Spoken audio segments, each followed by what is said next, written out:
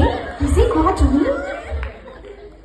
Hey, ওচৰতে আছে কি কোৱা? Hey, নালাগে আহিব মোৰ মা নাই মই ঘৰত নাই বুলিহে কৈছো ওচৰে পাজৰে আছে হে নালাগে তুমি আহিব তাই না মই অলপ পাছত তোমাক লগ কৰি আছো হা প্লিজ প্লিজ প্লিজ প্লিজ